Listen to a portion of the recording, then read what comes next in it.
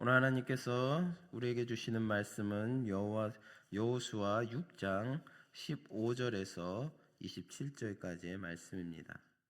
여호수아 6장 15절에서 27절을 교독하겠습니다. 제가 먼저 15절을 봉독합니다. 일곱째 날 새벽에 그들이 일찍이 일어나서 전과 같은 방식으로 그 성을 7번 도니 그 성을 7번 돌기는 그날 뿐이더라. 7번째 제사장들이 나팔을 불 때 여호수아가 백성에게 이르되 외치라 여호와께서 너희에게 이 성을 주셨느니라. 이 성과 그 가운데에 있는 모든 것은 여호와께 온전히 바치되 기생 라합과 그 집에 동거하는 자는 모두 살려주라. 이는 우리가 보낸 자 사자들을 그가 숨겨 주었음이니라. 너희는 온전히 바치고 그 바친 것 중에서 어떤 것이든지 취하여 너희가 이스라엘 진영으로 바치는 것이 되게 하여 고통을 당하게 되지 아니하도록 오직 너희는 그 바친 물건에 손을 대지 말라. 은금과 동철 기구들은 다 여호와께 구별될 것이니 그것을 여호와의 곳간에 드릴지니라 하니라. 이에 백성은 외치고 제사장들은 나팔을 불매 백성이 나팔 소리를 들을 때에 크게 소리질러 외치니 곧 성벽이 무너져 내린지라. 백성이 각기 앞으로 나아가 그 성에 들어가서 그 성을 점령하고 그 성 안에 있는 모든 것을 온전히 바치되 남녀노소와 소와 양과 나귀를 칼날로 멸하니라.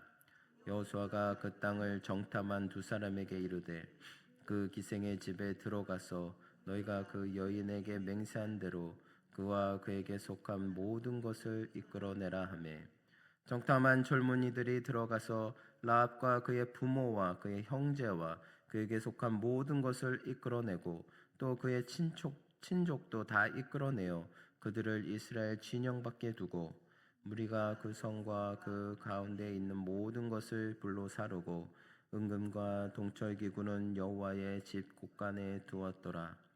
여호수아가 기생 라합과 그의 아버지의 가족과 그에게 속한 모든 것을 살렸으므로 그가 오늘까지 이스라엘 중에 거주하였으니 이는 여호수아가 여리고를 정탐하려고 보낸 사자들을 숨겼음이더라. 여호수아가 그때 맹세하게 하여 이르되 누구든지 일어나서 이 여리고성을 건축하는 자는 여호와 앞에서 저주를 받을 것이라.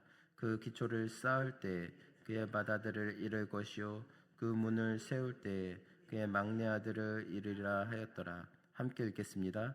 여호와께서 여호수아와 함께 하시니 여호수아의 소문이 그 온 땅에 퍼지니라. 아멘. 할렐루야. 오늘은 믿음으로 서고 순종으로 승리하다라는 제목을 가지고 여러분과 함께 나누기를 원합니다. 오늘 본문은 이스라엘 백성들이 여호수아의 인도 아래 하나님의 명령에 온전히 순종함으로 여리고성을 함락하는 장면을 기록하고 있습니다. 인간의 능력으로는 도저히 무너뜨릴 수 없는 견고한 여리고성이 하나님 앞에서는 한순간에 무너졌습니다. 그런데 이 사건을 자세히 살펴보면 성이 무너진 것은 단순히 기적 때문만이 아니었습니다. 이스라엘 백성들이 하나님의 말씀 앞에 치밀하게 준비하고 끝까지 순종했기 때문이었습니다. 또한 여리고의 멸망 속에서 라합과 그 가족이 구원받은 일은 믿음의 가치가 얼마나 크고 하나님의 구원의 은혜가 얼마나 넓고 놀라운지를 보여줍니다. 오늘 우리는 본문을 통해 준비된 순종, 구원의 믿음, 심판의 경고, 그리고 하나님의 신실하심이라는 중요한 영적 교훈들을 배우게 됩니다. 본문 15절은 일곱째 날 새벽에 일찍 일어났다라고 기록하고 있습니다. 그날 이스라엘은 평소보다 훨씬 더 많은 일을 해야 했습니다. 엿새 동안은 하루에 한 바퀴씩만 돌았지만 일곱째 날은 7바퀴를 돌아야 했습니다. 또한 함성을 지른 후 성이 무너질 때 즉시 진격하여 여리고를 점령해야 했습니다. 그들은 미리 계획하고 준비했기 때문에 새벽에 일어나 모든 명령을 완수할 수 있었습니다.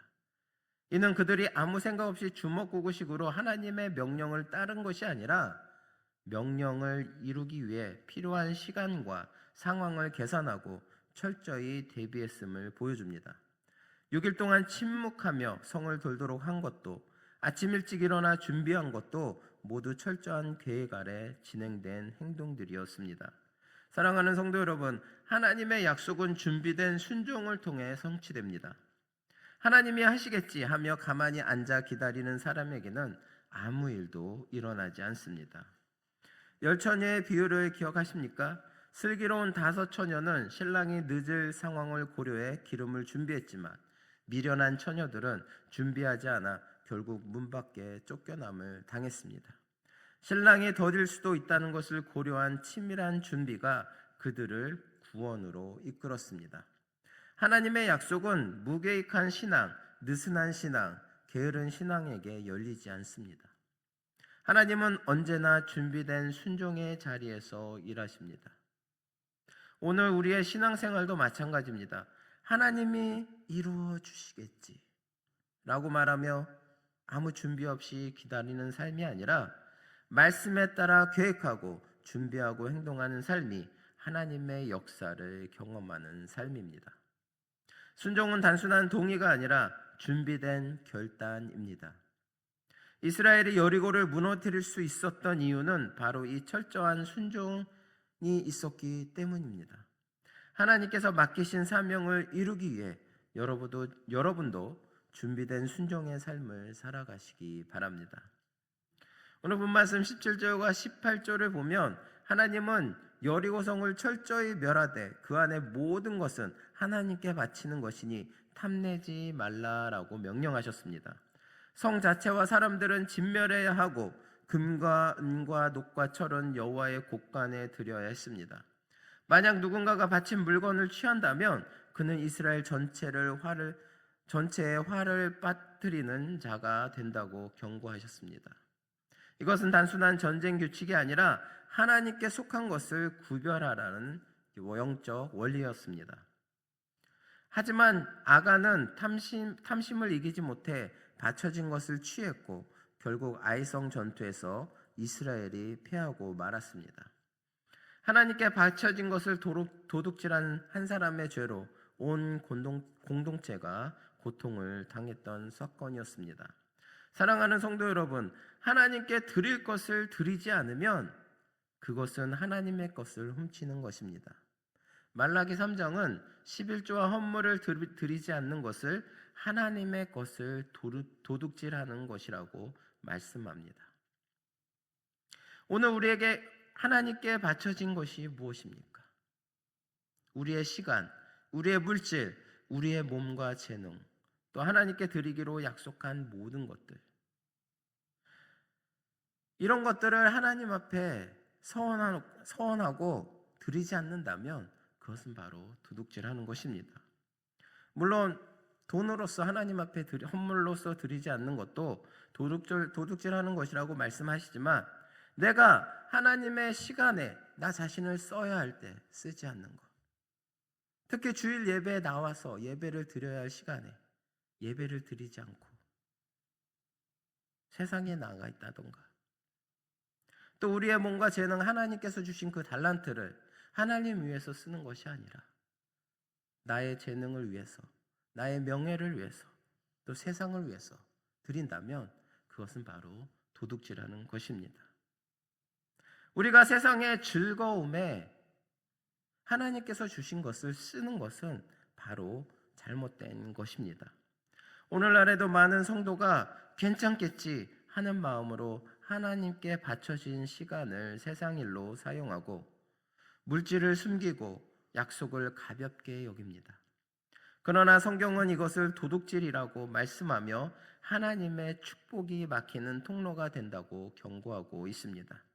하나님께서 거룩하다고 구별하신 것을 가볍게 여기면 우리는 결국 스스로를 하나님 앞에 바친 자로 내어놓는 것이 됩니다. 하나님께 속한 것을 온전히 하나님께 돌려드릴 때 우리의 삶에는 거룩한 질서와 하나님의 축복이 흘러 들어오는 것입니다. 하나님께 드릴 것을 드리고 구별된 삶을 사는 성도들이 되시기를 바랍니다. 오늘 본 말씀 21절을 보시면 이스라엘 백성들은 여리고 성 안의 사람과 가축을 모두 멸했습니다. 이는 단순한 전쟁이 아니라 죄악에 대한 하나님의 심판이었습니다. 여리고의 멸망은 그 세상의 마지막 심판을 상징합니다. 마지막 날에 있을 세상의 멸망도 이와 같습니다. 즉 세상의 멸망과 동시에 세상에 속한 모든 사람과 그들이 아끼고 사랑하던 모든 것들이 사라지게 되고야 만다는 것을 보여주고 있습니다. 그리하여 이 세상에 속한 모든 자들은 그들이 소중히 여기던 모든 것, 곧 명예와 재산과 권력, 그리고 생명까지 모든 것을 잃게 되는 것입니다. 이 세상은 아무리 화려해 보여도 결국 불타 없어질 것입니다. 사도 요한은 요한일서 2장 17절에 이 세상도 정욕도 지나가되라고 말씀하였습니다. 또한 베드로는 베드로후서 3장 7절에 하늘과 땅이 불사르기 위해 보존되었다라고 말합니다. 이 세상과 세상에 속한 모든 것은 하나님께서 정하신 때가 되면 반드시 멸망하게 되어 있습니다. 그러므로 성도는 이 땅에 소망을 두지 말아야 합니다. 소망을 세상에 두는 사람은 세상과 함께 멸망하는 것입니다. 우리는 나그네요 행인으로 이 땅을 지나가는 자들입니다. 우리 모두는 이 썩어질 세상에 소망을 두므로 세상과 더불어 멸망하는 그런 어리석은 자들이 되어서는 안 되겠습니다. 하나님 나라를 소망하며 이 땅에서는 나그네와 행인된 삶을 살아가므로 결코 멸망의 자리에 서지 않기를 간절히 바랍니다. 오늘 본 말씀 22절과 25절을 보시면 여리고성 전체가 멸망하는 가운데 단 한 가정만 살아남았습니다. 바로 기생 라합의 가정입니다. 라합은 이방 여인이었고 기생이었습니다. 그 무엇도 그녀가 구원받을 조건이 되지 못했습니다. 그러나 라합이 믿음으로 정탐꾼을 숨기고 그들의 약속을 믿었기 때문에 그녀는 성이 무너져 내리는 가운데서도 집에 붉은 줄을 달고 가족과 함께 머물러 있었기 때문에 구원을 받은 것입니다. 만약 라합과 가족이 두려움에 밖으로 뛰쳐나갔다면 모두 죽었을 것입니다. 하지만 라합은 믿음으로 집안에서 정탐꾼들의 말을 기다렸습니다. 그렇기 때문에 여리고성 전체가 멸망하는 가운데 라합 가정만, 그 안에 있던 모든 사람들이 구원을 받았다는 것을 우리는 본문 말씀을 통해서 알 수가 있습니다. 출애굽기 12장에 보면 출애굽에서도 문설주에 피를 바른 집만 죽음의 재앙에서 살아났습니다. 장자 재앙에서 살았던 사람들은 이스라엘 혈통이었기 때문이 아니라 말씀을 그대로 믿고 피를 받은 모든 자들이었습니다. 성도 여러분, 믿음만이 생명을 구합니다. 하박국 2장 4절에 의인은 그 믿음으로 말미암아 살리라 라고 말씀하고 있습니다. 의인은 그 믿음으로 말미암아 살리라. 끝까지 믿음을 지키는 자만이 생명을 얻는다는 말씀입니다. 하나님은 라합에게 헤아릴 수 없는 은혜를 베푸셨습니다. 그녀는 이스라엘 공동체 안에 들어왔고 후에는 다윗 왕의 고조모가 되었으며 마침내 메시아 예수 그리스도의 족보에까지 그 이름이 올라갑니다. 이는 하나님께서 믿음의 작은 씨앗에도 얼마나 큰 은혜로 응답하시는지를 우리에게 보여주고 있는 사건입니다. 또한 25절에는 이렇게 말씀합니다. 여호수아가 기생 라합과 그 아비의 가족과 그에게 속한 모든 것을 살렸다 라고 기록하고 있습니다. 라합만 구원받은 것이 아니라 라합의 아버지, 그 형제, 그리고 모든 가족이 함께 생명을 얻었습니다. 그들은 자신의 공로 때문이 아니라 라합 한 사람의 믿음 때문에 구원받았습니다. 룻은 숙부였던 아브라함으로 인하여 소돔과 고모라 성이 멸망할 때 구원을 받을 수 있었습니다. 또한 빌립보의 한 간수의 가족들은 제수였던 바울 앞에 주저없이 무릎 꿇었던 간수의 위대한 신앙적 행위로 말미암아 그 가족이 모두 다 구원을 얻을 수 있었습니다. 하나님의 백성에게는 가족과 이웃을 복음으로 이끌 책임이 있습니다. 하나님은 악인은 경고하지 않으면 그 핏값을 내 손에서 찾겠다라고 에스겔서 33장 8절에 말씀하고 계십니다. 그러므로 사랑하는 성도 여러분, 여러분의 믿음이 가족을 살릴 수 있습니다. 여러분의 기도가 이웃을 생명으로 이끌 수 있습니다. 여러분의 신앙적 결단이 누군가의 인생을 바꿀 수 있습니다. 우리 성도의 믿음은 자신만 살리는 것이 아니라 주변 사람에게까지 생명을 흘려보내는 능력입니다.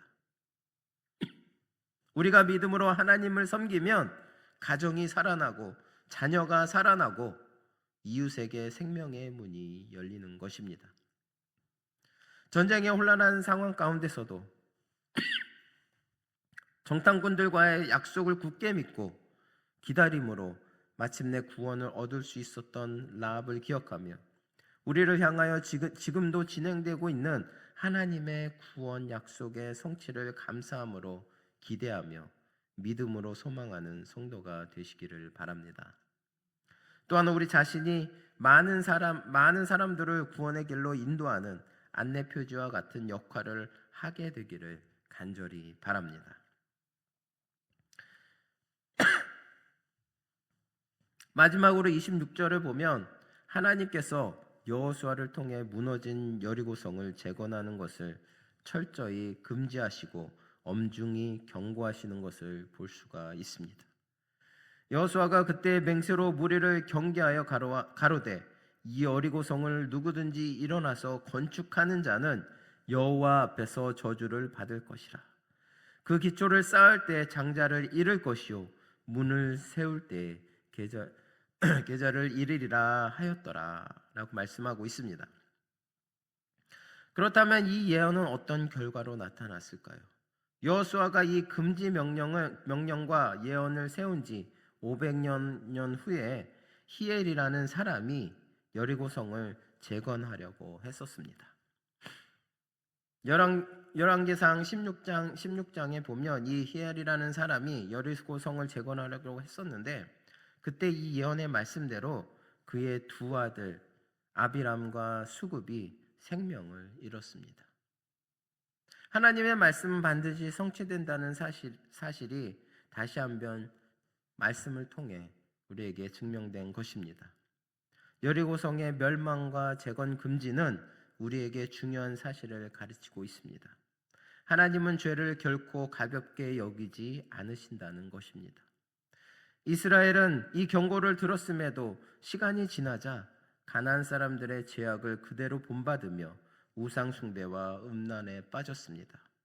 그 결과 나라가 무너지고 포로로 끌려가는 심판을 받았습니다. 하나님의 심판의 역사는 오늘 우리에게 경고를 줍니다. 죄를 용납하는 삶은 결국 하나님의 징계로 이어진다는 것을. 그러나 죄를 멀리하고 하나님께 돌아서는 자에게는 생명과 복이 있습니다. 성도 여러분, 하나님은 죄를 가볍게 보지 않으십니다. 다른 사람의 심판 이야기는 경고로 받아야 합니다. 동일한 죄를 반복하지 말라는 하나님의 음성인 것입니다. 정녕 여러분은 악인에 대한 심판에서 경계를 받아 죄악을 멀리하고 또 하나님을 친근히 함으로 생명을 보존함은 물론 하나님이 주시는 복을 풍성히 받아 누리시기를 바랍니다. 사랑하는 성도 여러분, 오늘 본 말씀을 보면 여호수아와 이스라엘이 여리고성을 무너뜨릴 수 있었던 것은 순종 때문이었습니다. 라합과 그 가족이 생명을 얻은 것은 믿음 때문이었습니다. 하나님께 바쳐진 것을 탐한 자들은 심판을 피하지 못했습니다. 세상에 소망을 둔 자들은 함께 멸망했습니다. 그러나 하나님께 충성하고 믿음으로 나아간 자들은 놀라운 은혜와 복을 누렸습니다. 오늘 우리의 삶도 마찬가지입니다. 하나님의 명령에 충성하는 자만이 하나님의 역사를 이루며 하나님을 믿는 자만이 생명을 얻는 것입니다. 사랑하는 성도 여러분, 우리 모두 라합과 같은 믿음, 또 여호수아와 같은 순종으로 하나님의 역사에 쓰임받는 복된 성도들이 되시기를 바랍니다. 오늘 하루도 이스라엘 백성들이 또 여호수아가 하나님의 말씀에 그저 순종하여서 여리고 성을 차지하였던 것, 무너뜨렸던 것처럼 오늘 하루도 하나님 말씀에 순종하며 또 라합의 믿음과 믿음처럼 하나님의 말씀을 믿음으로 굳게 믿음으로 어떠한 상황 속에서도 흔들리지 않는 믿음으로 승리하시는 저나 여러분 되시기를 바랍니다. 기도하시겠습니다. 사랑의 하나님, 오늘 말씀을 통해 순종의 능력과 믿음의 귀함을 다시 보게 하심을 감사합니다. 여호수아와 라합처럼 하나님의 말씀을 신뢰하고 담대히 순종하는 믿음을 우리에게 부어 주시옵소서. 세상을 의지하지 않고 주님만 바라보며 맡겨주신 자리에서 충성되게 살아가도록 인도하여 주시옵소서. 우리의 작은 헌신도 귀하게 사용하시는 하나님을 찬양하며 앞으로의 삶도 온전히 주님께 맡겨 드립니다. 주님, 저희들을 붙들어 주시고 하루하루의 삶 속에서 늘 믿음과 순종으로 승리하는 저희들의 삶이 될 수 있도록 인도하여 주시옵소서. 감사드리며 예수 그리스도의 이름으로 기도드립니다. 아멘.